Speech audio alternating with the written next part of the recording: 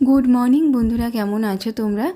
জানি ভালো আছো। আমি খুব একটা ভালো নেই, কারণ এর ভিতরে বৃষ্টিতে ভিজে আমি বাইরে কাজ করেছিলাম, যার জন্য আমার আবার জ্বর এসছে। এখন ওষুধ খেয়ে একটু জ্বরটা কমেছে, সেই জন্য উঠে ভাবলাম চলো এখন ব্লগটা শুরু করি।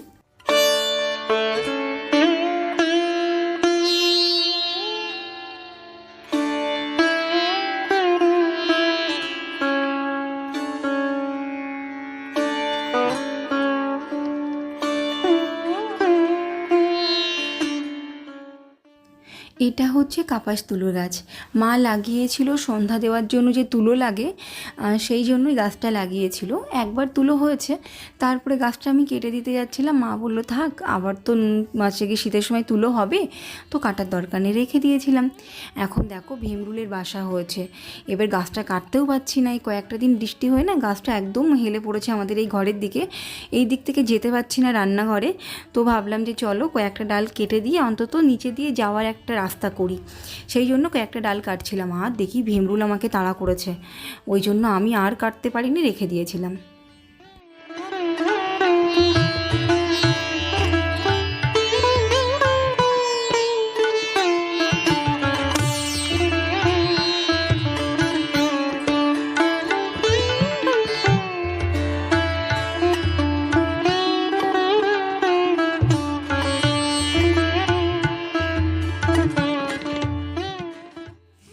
এই রান্নাঘরে না কিছু জিনিসপত্র রাখার ভীষণ সমস্যা হচ্ছিল, কারণ তাক ছিল না জিনিসপত্র রাখার। তো ভাবছিলাম যে একটা কাঠমিস্ত্রি ডেকে নিয়ে এসে একটা তাক করে নেব। তো তারপরে আবার ভাবলাম যে আমার এমনি তো ঘরের কিছু কাজ বাকি আছে, তো তার জন্য আমার কাঠমিস্ত্রিকে আনতে হবে। তো এখন তো সেটা হচ্ছে না, কয়েকটা দিন পরে হচ্ছে, তাহলে তখনই যখন আসবে তখন এটা করে নেব। এখন আপাতত নিজে কিছু একটা করে কিছু জিনিস রাখি। তো মাথায় বুদ্ধি আসলো ইটগুলো দিয়ে এইভাবে করে তাকগুলো করে রাখি। এমনি কাঠগুলো ঘরে ছিল, তো সেই জন্য আবার বসে গেলাম এই তাকগুলো করতে। ওই ছোটোখাটো বাসনপত্র না রাখলে না হয় না, বারবার ওই এই ঘরের থেকে ওই ঘরে যে যে জিনিস আনা ভীষণ অসুবিধা হয়। তো সেই জন্য আজকে বসে বসে এটা শুরু করে দিলাম বানানো। জানি না কেমন হয়েছে।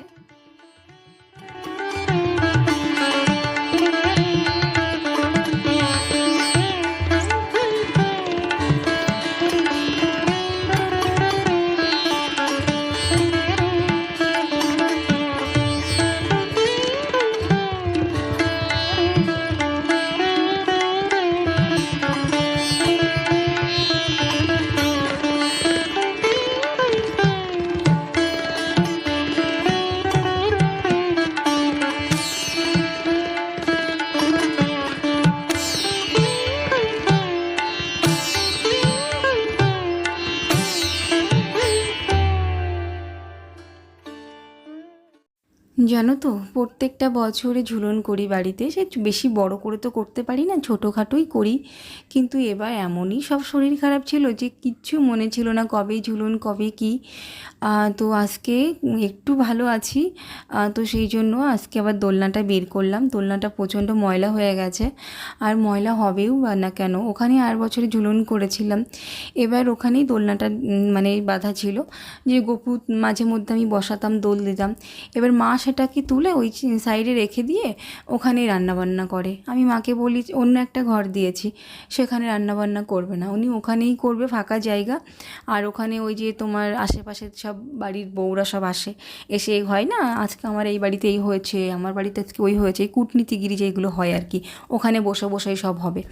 আমার না ভালো লাগে না, আর ওই জন্য মা ওখানেই বসে রান্না করতে চায়, ওরা সব আসবে একটু এইসবগুলো হবে। আমার রাগ উঠে যায়। তো আর কি করার, আজকে এবার ভাবছি যে ওখান থেকে এই ঘরে দিয়ে দেবো।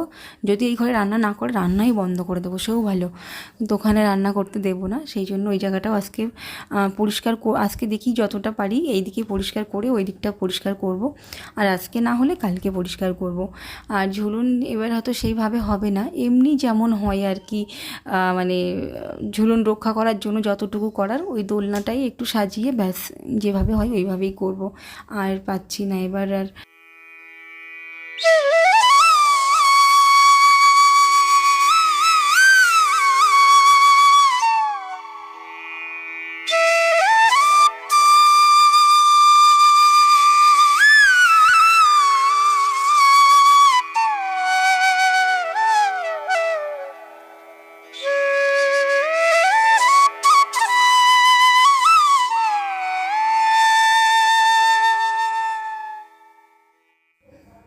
দুদিন এই রান্নাঘরে কোনো রান্না বান্না হয়নি, তো একটু ধুয়ে না দিলে হয় না। আর আমি তো এখানে তো মাটি দিয়ে নেপি না, এটা তো রং করা ছিল, তো সেই জন্য কী করি একটু জল নিয়ে ভালো করে ধুয়ে দিই।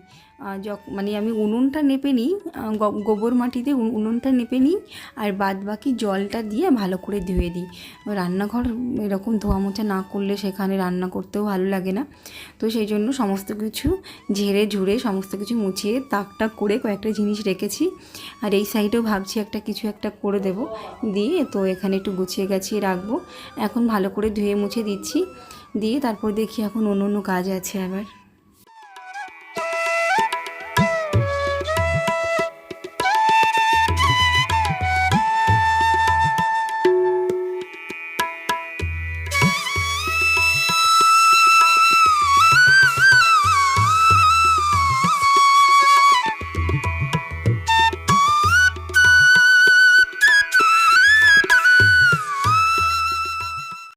এদিকে আমাদের বাড়িতে বাগান, আবার ওই সাইডে মামাদের বাড়িতে ওই যে কী গাছ হয়েছে, সেই গাছের পাতা পড়ে এই সাইডটাতে কি বলবো কী অবস্থা।